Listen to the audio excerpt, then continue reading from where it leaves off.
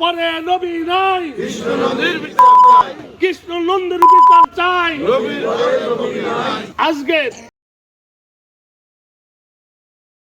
এই কুরআনী আইন যদি দেশে বাস্তবায়ন করতে হয় তাহলে তো একজন আলেমের দ্বারা করতে হবে, একজন মুসলমানের দ্বারা করতে হবে। আজকে একজন হিন্দুর হাতে কুরআন আপনারা কি দিতে পারবেন? এই যে কৃষ্ণ নন্দিন না কি নাম, হ্যাঁ কৃষ্ণ নন্দিন, ইনাকে এই জামাতের পক্ষ থেকে নমিনেশন দেওয়া হয়েছে। উনাকে দিয়ে কি কুরআনের আইন চালু করা না কুরআনের আইন বন্ধ করা হবে? আমার কথাগুলি আমার মা বোনরা ভালো করে বোঝেন। নবীর পরে আর কোন নবী আসবে না। এই কৃষ্ণ নন্দী ইতিমধ্যে একটা কথা বলে ফেলছে। আজকে আমরা মুসলমান হিসাবে আমাদের ইমানি দায়িত্ব এর বিপক্ষে সোচ্চার হওয়া। উনি বলছেন উনাকে নাকি আল্লাহ দুধ হিসাবে মানুষের কাছে পাঠাইছেন। দুধ বুঝছেন?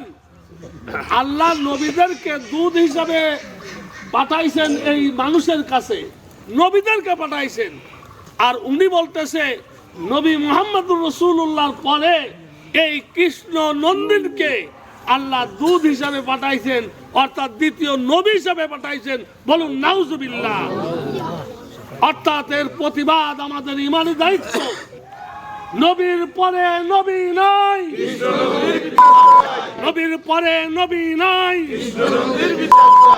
নবীর পরে নবী নাই, কৃষ্ণ নন্দির বিচার চাই।